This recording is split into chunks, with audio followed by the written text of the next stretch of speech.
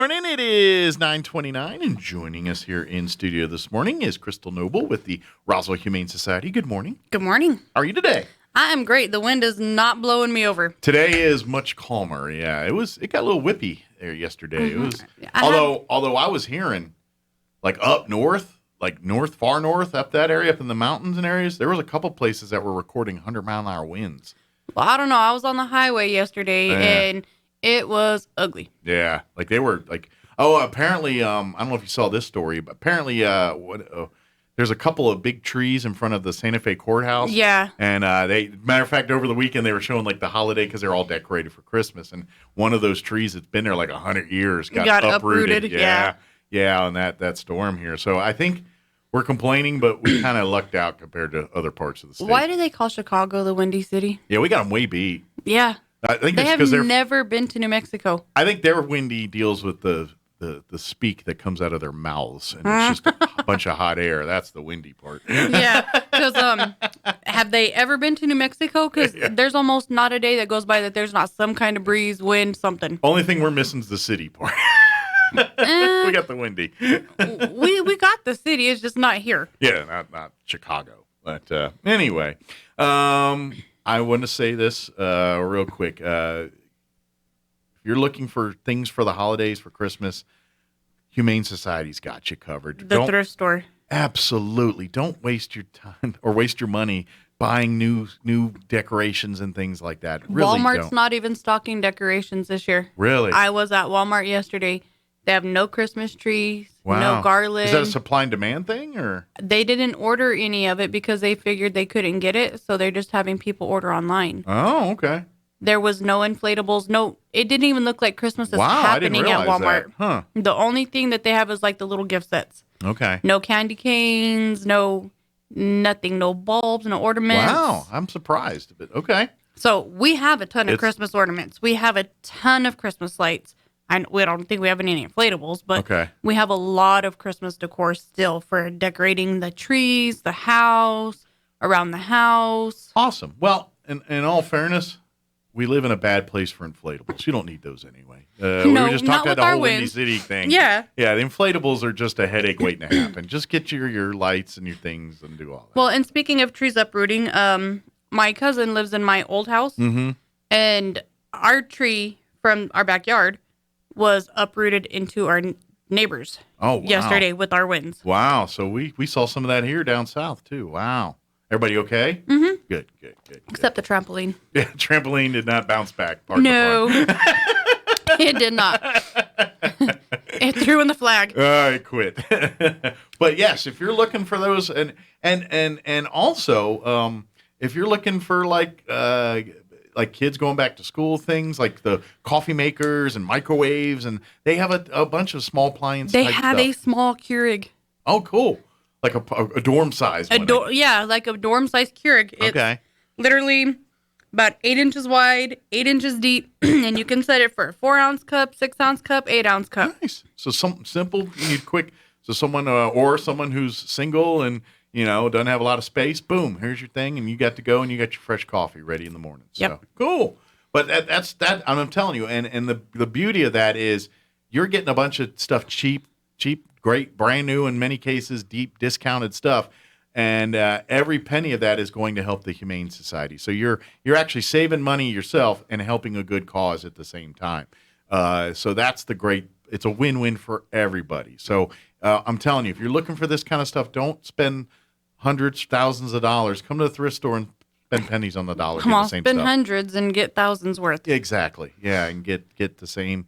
If you have, like this coming week, if you guys anybody still going to like the Christmas dinners, like where you're doing the ugly sweaters or like the Christmas suits, they got them. We got them there. So if they've got an entire rack of just Christmas clothing. If you need a party outfit or just want to, get your family more festive, come get your ugly sweaters and accoutrement or your reindeer antlers or whatever you need for that. They even have pajama onesies. And so I thought about getting a pair for my husband's coworker, but I didn't. Yeah. It's a Santa Claus onesie, but it's got Santa Claus in suspenders, and it shows his beard and then a ripped chest, like a six-pack. And I was like, I still need to get that for kids. That's good. But they've got all kinds of fun stuff like that. And some of the stuff still has the tags on it, never used. Brand new. So come check and come shop and donate as well too. If when Christmas is over and you've got the lights and things and they're still awesome, but you don't store or anything, donate them to the historical thrift store. Yeah, to the thrift store here, and they'll put it back for next year. But that's a great way to and go buy it back if you want later. But just go buy a different strand. Yeah, but that's think about that too. So when Christmas is here, and then you get new gadgets and things, but your old coffee pot is just perfectly good, or that new, you upgraded your game systems. Now your other Xboxes donate it to them, and they'll be happy to take that and they'll turn around and sell it, and that'll go back to pay for vet bills, pay for food, pay for the lights and the water and the power and everything that is needed to keep the historic. I keep doing it again. The Humane Society. It's because she brought you pecan nuts. I know. So it's his Historical Society, Humane Society. They're both stuck in my head that way. So the Humane Society, you can go and help them out by every purchase you make there. So everything that gets purchased from the thrift store goes right back into the care for the shelter. Yeah, absolutely. So whether it's lights, vet bills, water, because unfortunately we have to pay utilities. We're not exempt from that. You do not get free city services. Nope. We don't even get free garbage disposal. Yeah, at all costs. So, and that's another thing too. Speaking of that, is we love and appreciate all the folks that donate, but please donate serviceable good things. I know a lot of people donate clothing and stuff, which is great, but if it's clothing that's worn out or holey or just not look like something that someone could wear again, please don't donate. That's because you guys just end up throwing that away, and like you said, it costs you more money to get rid of that stuff because of the taking it to the landfill and the cost involved there. You're actually costing the Humane Society money by doing that. So I understand, and I, sometimes that one thing gets in there accidentally, but don't use this as a place to unload your junk if it's not stuff that people wouldn't value later or someone else wouldn't value. If you wouldn't repurchase it, don't donate it. Exactly. That's how our motto is. Yeah. If you look at it and be like, oh, yeah, I'd buy that at a thrift store or at a garage sale, then okay. Yeah. But if you look at it and you would not rebuy it, probably somebody would not else buy it. Yeah, if you're buying clothing and the elbows and the knees are worn out and everything, then it's time to retire those outfits. Yes. And, you can retire them to your alley. Yeah. Yeah, exactly. Or if you really want to get into it, cut them up and make rags or cloths, or, if you want to get into recycling or repurposing, do it that way, whatever you want to do. But, make shop rags. Yeah, but it's not good to be a shirt or pants anymore. So no. But speaking of, let's talk pet side. How are the pets supply here? Is there lots of adoption pets looking for homes right now? We've had quite a bit of adoptions recently. Good. We do have and I'm not 100% sure if they're Great Dane Doberman or Lab Doberman or what they are, but they look like a Doberman shape, but they're all colored like a Great Dane. Okay. And they are roughly 5.5 months old now. Okay. They just came out of quarantine. We have 6 of them. They're all happy-go-lucky. Some of them are a little bit shy still to the public because, they weren't socialized prior to coming in. Gotcha. So they need some. They could use some volunteers coming in and visiting and spending some time with them, taking on walks, things like Helping that. socialize them would, help encourage their adoption. Very good. We do still have, some large dogs. A few small dogs, not many. Okay. The majority of what we have right now are large dogs. Okay. So if you're looking for a pet for your home here, please come by the Humane Society. We say this every month, but particularly here in December. Remember, if you come up with the idea of giving a pet as a Christmas gift, that's fine if and only if the intended person is involved in every step of the adoption process. Don't leave the box with the holes in it under the tree with a dog for somebody. You can't do that. Don't do it. It's not good for the dog. It's not good for anybody. But if you're wanting to get a family member a pet for Christmas, then maybe make up your own little piece of paper and put it under the tree, or write purchase a gift card with the amount that you to adopt in for whatever, and say, hey, we're going to take this to the Humane Society, you and I, and we'll pick out a pet for you. Yeah, or if that's something they want, then start the process with them. Sure, yeah, and don't make it a surprise under the tree. give it to them, and so they have the dog with them on Christmas Day here, or cat or whatever they're going to adopt. So, right. Speaking of the holiday, something new this year that we've not done prior, we will be closed Christmas Eve and Christmas Day. Okay. So both the thrift store and the kennels will be closed. Closed to the public. Obviously, you will have staff that yeah, we will be there checking in and taking care of the needs of the pets. But yeah, we will be there. We will just not be opening the doors. Okay, very good. So make note of that. But is regular hours other than the Friday, Saturday, or normal hours? Normal hours. Normal tomorrow and Saturday, and then Wednesday and Thursday, and then we'll be closed Friday and Saturday. Okay, very good. How about the cat side? How are the cats? The cats are good. Okay. Yeah, we got a lot of cats, younger kittens. Okay, so if you're looking for kitties, and got a great selection. We have one in particular. His name is Tank. He's a gray and white tabby. He is a hoot. He's got energy galore. He likes to play. He likes to cuddle.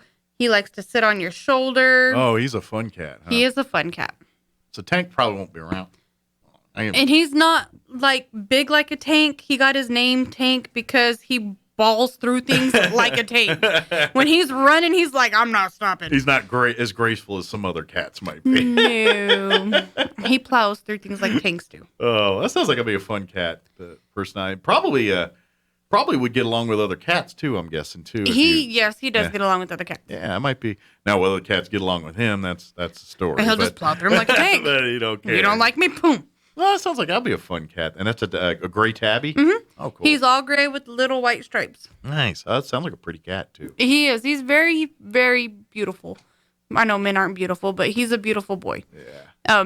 He's sweet. He's loving. Like, when he sits right here, he's just rubbing on you, purring. And then if you're not paying attention, he does bite ears. Oh, he's a nibbler, huh? Yeah.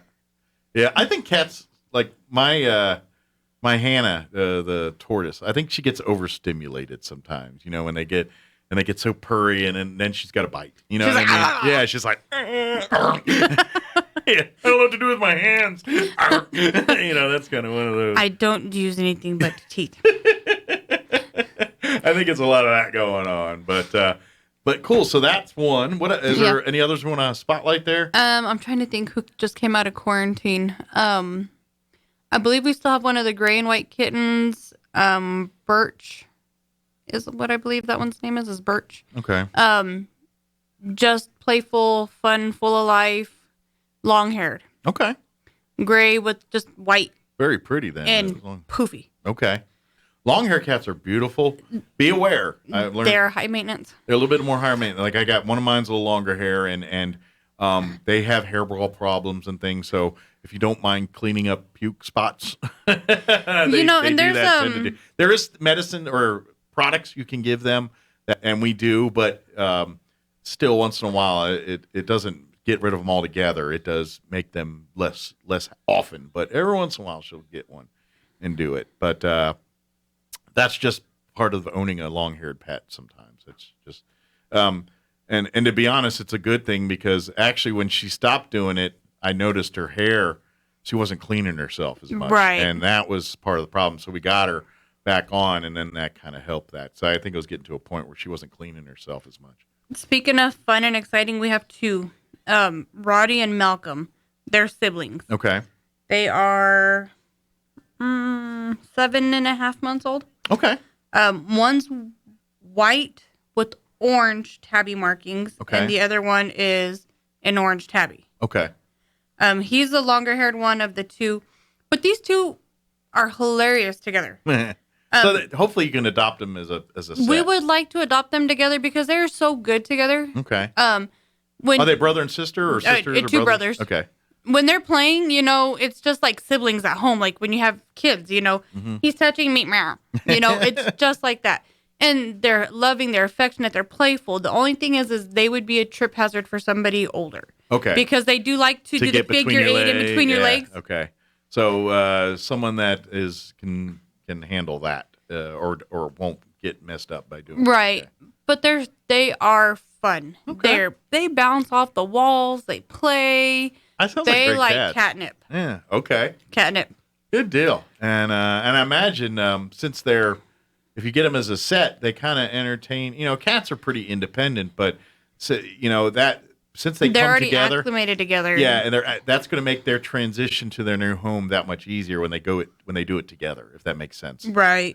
They because they've got at least a little familiarity with them in the unknown. So as they get familiar with their new home, they've got some familiarity already. So it's a good thing. But yeah, I'd love this. Hopefully, a nice family can adopt both of those. So it would be wonderful if they could go together. Yeah. We don't require it. Sure. But we would like them to. If someone walks in and says, I'm looking for 2 cats, you're going to point them right to those. So, and it's funny because there was 5 total that came in the litter. 3 girls, 2 boys. The 3 girls all got adopted to the same home. Oh, okay. So now we got to find the 2 boys a home together. Okay. Sure they don't want 2 more? Yeah. We already tried that game, and they looked at us and asked us if we were nuts because we let them adopt 3. Yeah, right. I was like, the limit is 5. Yeah. You're at your limit. You're still good. I imagine that's not the same for dogs, is it? It's 5 animals total. Oh, total. Okay. Mm-hmm. So you get like 2 cats, 3 dogs, yeah, or whatever combination thereof. Okay. Yeah, it's 5 total. But then again, you also have to prove you have the accommodations and amenities to handle that many pets. They're not just going to turn them loose to you. No, and also you have to have a certain, depending on if it's dogs versus cats. If it's dogs, you have to have a certain amount of adequate space for each dog. Okay, X amount of square footage or whatever. Pretty much, yeah. Okay. For them to be able to generate enough energy, or not energy, sorry. Place to run and play, and with. Yeah, especially bigger dogs. Yeah. Like if you get 5 big dogs, you're going to need some acreage. Yeah, I have 2 big dogs, and we have acreage, and it's still a lot. Yeah. I mean, yeah, they can be house pets and everything else, but those dogs got to run sometimes. You just got to take them out, take them to a park, and turn them loose. Just let them go running.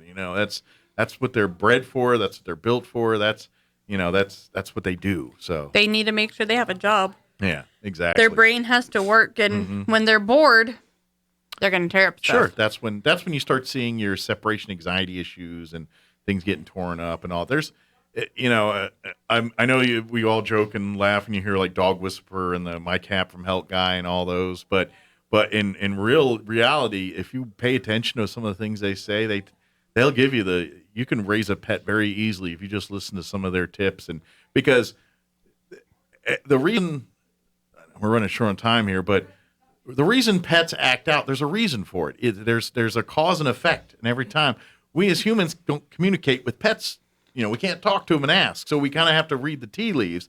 So these are indicators. They tell you things. So it's like if you have an animal that never goes to the bathroom in the house and all of a sudden starts going to the bathroom in the house, that's an indicator of a sign here that something's wrong, whether it's medically or physically in the space, something's wrong there. And that's what we're talking about here. So if you've got a dog that's constantly tearing up the house, it's because some needs aren't being met, and you need to find how to meet those needs. And I guarantee once you do that, that goes away. Yep. And that's what being a pet owner is about, is to learn that. So I'm telling you, you want to be a pet owner, go get on Animal Planet, go get on wherever, Netflix or Prime or wherever they got them. Go download a couple Cat Whisperers or Cat from Hell guy or the Dog Whisperer dude, and watch an episode or 2, and you'll get a real grasp of understanding pets better. Yeah, and there's also, like, with pets, you have to realize, just like a toddler or a 1-year-old that does not speak, you have to play the guessing game. Mm-hmm. So you start with this, and then if that doesn't work, then you go to the next, Sure. You don't just up and abandon the issue because you can't have a quick fix. It's Sure. not always a quick fix. Yeah, it's not insert thing here and be happy.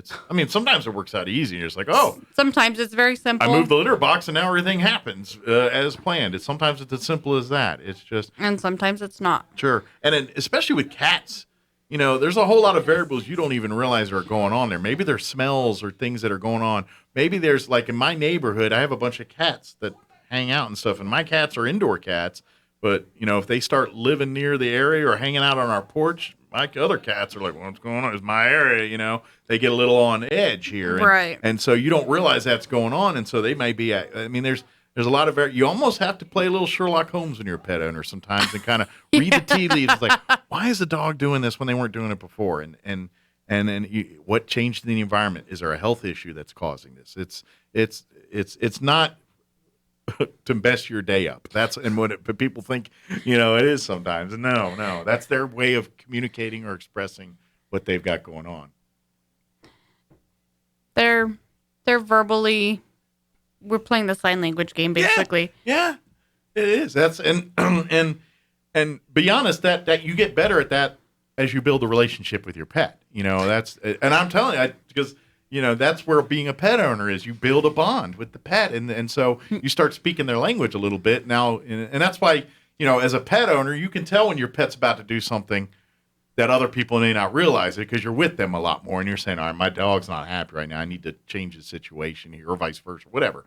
But that's why you're the pet owner and the expert. You're supposed to be invested in that. So, but anyway, that's just I'm telling you, go watch one of those things. If you're interested, go watch an episode 2. You're going to be a better pet owner later. Dog Whisperer and Cat from Hell. Yeah. Not Cat Dog Whisperer from Hell. Yeah. But I'm not saying that'd be an interesting show. I'm not telling you have to be devoted and love these shows or anything. Maybe you don't like their personalities or whatever, but the information they're telling you about. That's what you need to they have observe. Excellent information. These guys are really experts in that field. And I know, like the Cat Whisperer guy, he's like driving his car and he's got all his thanks for asking. I mean, he's kind of foo-foo-y and weird, but he's really good about cats, And Caesar Milan's like, now he thinks I don't know, those last commercials I saw for him, it looked like he almost elevates to another level. Like, I'm Sir Caesar and I know the dog. Like the commercial I got was almost like he was angelic. And I'm like, whoa, calm down here. But he does have good information. I don't care about your preferences. I just care about your knowledge. I'm Caesar and I'm angelic. That's what it was almost like. But anyway, but they have good information. Just don't watch it. Listen. Yeah, listen to the. Do a book on tape. There you go. Podcast them. There you go. Where you don't have to see their face, so that way you're not seeing the image of Caesar the angelic. There you go. All kidding aside, they are good information. They do have a lot of good information. Yes. We're about out of time here, so if anybody has questions or wants to come by, give out the hours here and for both the thrift store and the shelter. The kennels are Tuesday through Saturday, 9 to 12 and 1 to 4:30. Okay. Minus next week because of the holiday. Friday, Saturday will be closed for Christmas and yes, Christmas Eve and Christmas Day. And then the thrift store is Wednesday through Saturday, 10 to 4:30. And then next week they'll be closed Christmas Eve and Christmas Day. Very good. What about New Year's Day? You guys going to plan on? That's a Saturday. Are you guys? We're normally closed New Year's Day. Okay. I'm not sure.